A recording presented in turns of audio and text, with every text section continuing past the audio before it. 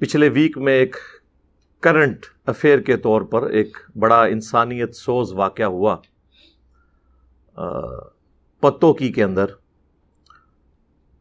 جس میں ایک پاپڑ بیچنے والا، اس کا نام اشرف رپورٹ ہوا ہے، اس کی لاش سر عام رکھی ہوئی تھی اس میرج ہال کے اندر، اور سینکڑوں کا مجمع جو ہے وہ بڑی بے فکری کے ساتھ کھانا کھا رہا تھا۔ اس لاش کے اوپر انہوں نے ایک چادر دی ہوئی تھی، منہ اس کا کھلا ہوا تھا جس پہ مکھیاں بھی بیٹھی ہوئی تھیں۔ اسی حال میں سے کسی نے جرأت کر کے ایک ویڈیو بنائی جس میں انہوں نے ریئل ٹائم دکھایا کہ یہ لاش کہاں پہ پڑی ہے، پھر آڈینس بھی دکھائی جو وہاں پہ بیٹھی ہوئی تھی، جتنی اتنی بے فکری کے ساتھ ایک لاش کی موجودگی کے اندر، بجائے اس کے کہ اسے وہ کسی ہاسپٹل تک پہنچاتے یا ایمرجنسی والوں کے حوالے کرتے، بڑی بے فکری سے وہ کھانا کھا رہے تھے۔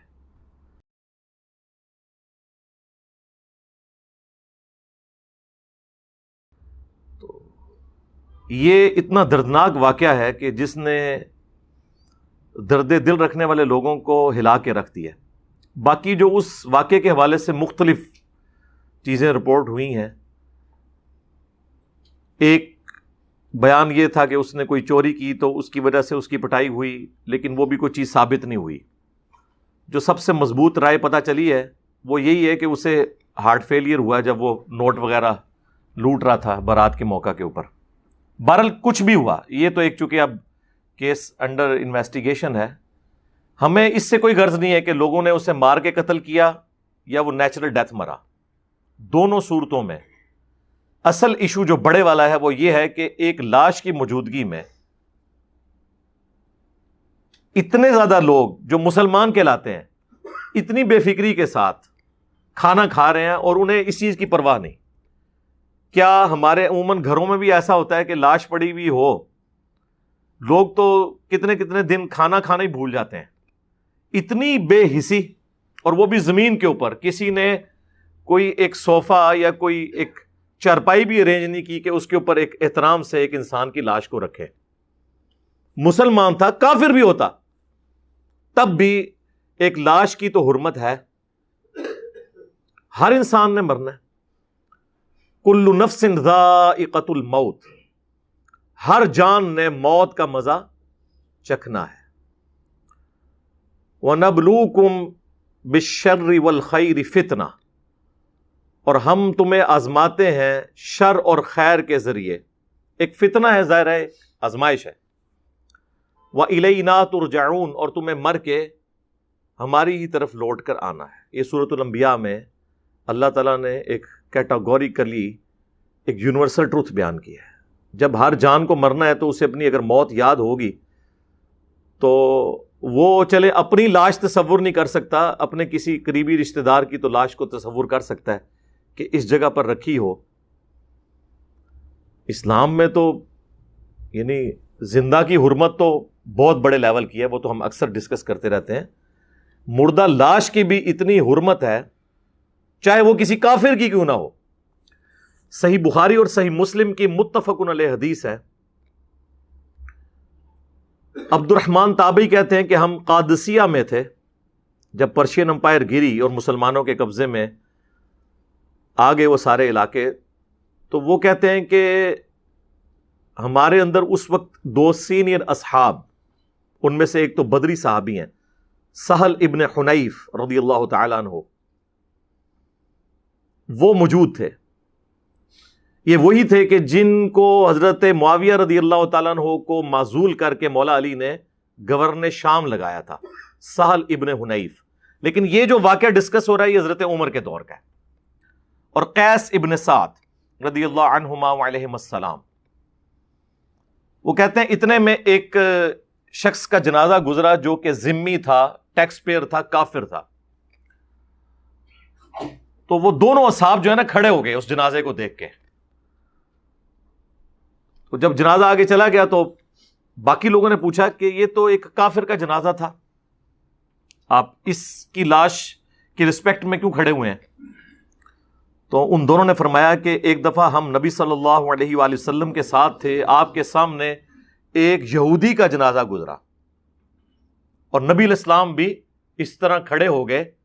ہم نے بھی حضور سے یہی سوال کیا تو آپ نے فرمایا کہ وہ نفس اور جان تو تھی نہ مرنے والی، انسان تو تھا نا. آپ ویسے کہتے رہے کہ جی فلاں جو ہے وہ کتے سے بھی بدتر ہو گیا اگر ہمارا فرقہ چھوڑ گیا. لیکن نبی علیہ السلام نے ایک یہودی کی لاش کو یہ پروٹوکول دیا ہے کہ جب تک وہ لاش سامنے سے گزر رہی تھی نبی علیہ السلام کھڑے ہو گئے. یہ امت کے لیے ایک درس تھا. ویسے تو ہمیں بتایا جاتا ہے جی، وہ صحیح مسلم کے اندر حدیث ہے کہ جو شخص کسی قبر پر بیٹھ جائے تو نبی صلی اللہ علیہ وآلہ وسلم نے فرمایا اس سے بہتر ہے کہ وہ انگاروں پر بیٹھے اور وہ انگارے اس کے کپڑوں اور کھال کو بھی جلا دینا. وہ تکلیف جو ہے نا وہ کم ہے اس کی نسبت کسی قبر پہ بیٹھنے کا عذاب زیادہ ہونے والا ہے. حالانکہ قبر پہ بیٹھنے سے اس مردے کو کیا ہونا ہے، وہ تو نیچے دفن ہے. اتنا پروٹوکول ہے ایک لاش کا جو قبر کے اندر رکھی ہوئی ہے. جامعہ ترمذی اور سنن ابن ماجہ کے اندر حدیث ہے کہ ایک مسلمان کی حرمت اور عزت جو ہے وہ کعبے سے بھی بڑھ کر ہے. مجھے بتائیں اگر کعبے کی اینٹ سے اینٹ بجائی جا رہی ہو، وہاں کھڑے ہو کر کوئی لنچ کر سکتا ہے اس طرح ٹیبل لگا کے؟ کوئی مسلمان گیا گزرا ہو جتنا مرضی، یا وہ کعبے کی حرمت کی حفاظت کی کوشش کرے گا؟ کھانا پینا ہی بھول جائے گا اسے. اور کعبے سے بڑھ کر جس کی حرمت تھی اس کی لاش رکھی ہوئی ہے اور یہ لوگ کھانا پینا کر رہے ہیں بالکل بے فکری کے ساتھ. میں آپ کو کمپیریزن بتا رہا ہوں. اسی لیے دیکھیں نبی علیہ السلام نے بڑی سمجھداری کے ساتھ وہ خطبہ دیا تھا، یوم النحر کا خطبہ، جو حجۃ الوداع یوم عرفہ سے اگلے دن قربانی کا دن آیا، اس کا خطبہ بخاری اور مسلم میں ہے. کافی ڈیٹیلڈ خطبہ ہے. اس میں الفاظ ہیں کہ نبی صلی اللہ علیہ وآلہ وسلم نے فرمایا جس طرح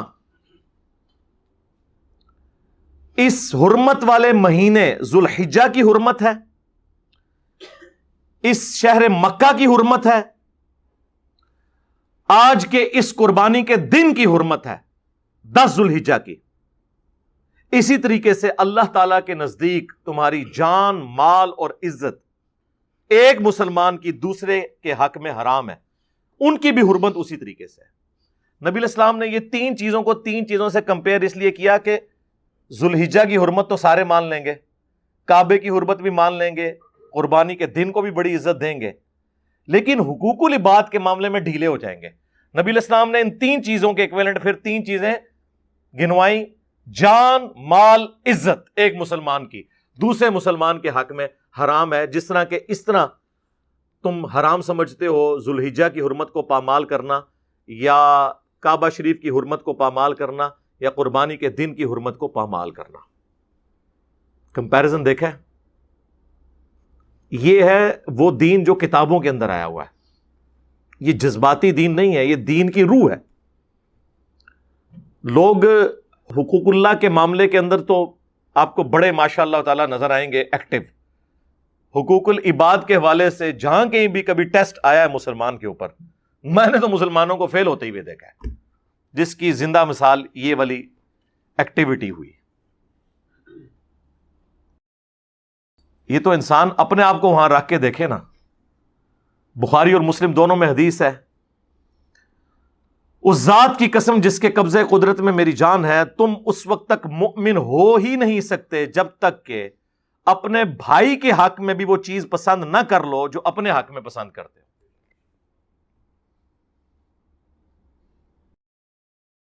اور بخاری اور مسلم دونوں میں حدیث ہے کہ نبی صلی اللہ علیہ وآلہ وسلم نے فرمایا کہ تم اہل ایمان کو آپس میں محبت، معاونت اور رحمت اور شفقت کے اندر ایک جسم کی مانند پاؤ گے کہ جسم کے ایک حصے کو تکلیف ہو تو پورا جسم اس تکلیف کو محسوس کرتا ہے.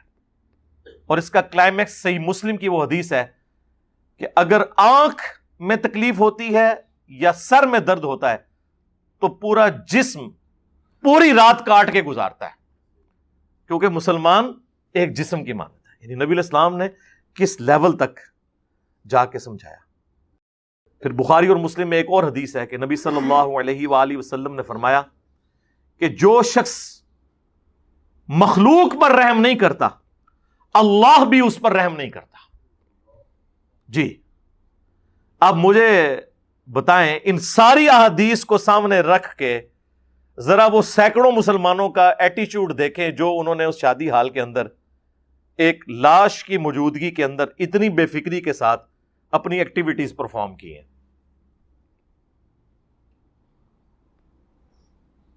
نعرے لگوا لیں ان سے, نعروں میں ان کا مقابلہ کوئی نہیں کر سکتا, ٹوکے اٹھانے میں ان کا مقابلہ کوئی نہیں کر سکتا, اور جہاں پریکٹیکلی کوئی کام کرنے کی باری آتی ہے وہاں یہ دیکھ لیں کہ سارے کے سارے فیل ہو جاتے ہیں.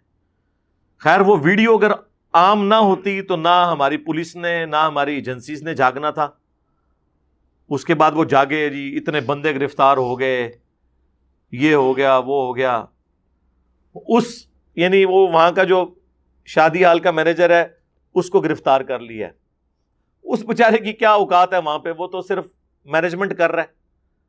وہ اکیلا روک سکتا تھا. اب شادی والے جب کہیں گے جی کھانا کھول دو تو وہ اس کو پکڑ لیا. میرے تو خیال ہے سب سے پہلے دولہے کو اور اس کے ماں باپ کو, اور دلہن کو تو چھوڑ دیا جائے, ظاہر ہے وہ تو بیچاری ڈیفینسو موڈ میں ہی ہوگی, عورت ہے, لیکن اس کے باپ کو ضرور پکڑا جائے, دولہے کے باپ کو بھی اور دلہن کے باپ کو بھی. ان کو گرفتار کیا جائے کہ یار تم لوگ انسان ہو یا جانور ہو, اس طرح کا سلوک کرتے ہیں.